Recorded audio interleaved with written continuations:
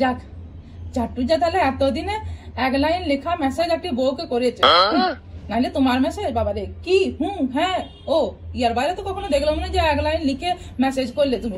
তুই যদি আমার হাতের লেখা পড়ার শখ, তার চিঠি লেখাই শুরু করো।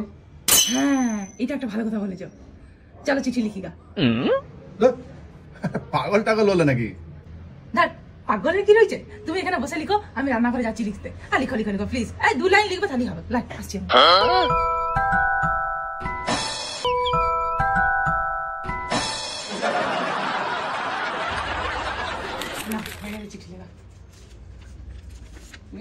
প্রিয়তম, বাহ, তুমি কেমন আছো?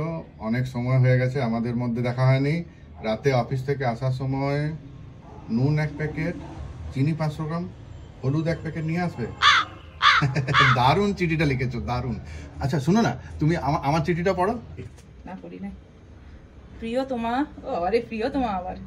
আমি এখানে ভালো আছি, অফিসের কাজে একটু ব্যস্ততা আছে। কি কখনো নুন চিনি হলুদ থেকে বাইরে বেরিয়ে দেখো, এর বাইরেও আমাদের একটা জীবন আছে। এগুলো আবার কি লিখেছো?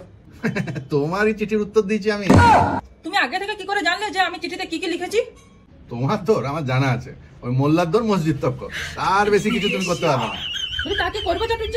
24 ঘন্টায় তো শুধু কি রাঁধবো আর কি তোমাদেরকে খাওয়াবো, তোমাদের মুখের সামনে কি খাবার তুলে ধরবো, এই ভাবতে ভাবতে তো আমার জীবন শেষ হয়ে গেল। হ্যাঁ, ইয়ার বাইরে যে একটা জীবন আছে সেটা কি আমি কখনো দেখতে পেয়েছি? কখনো দেখতে পাই নাই।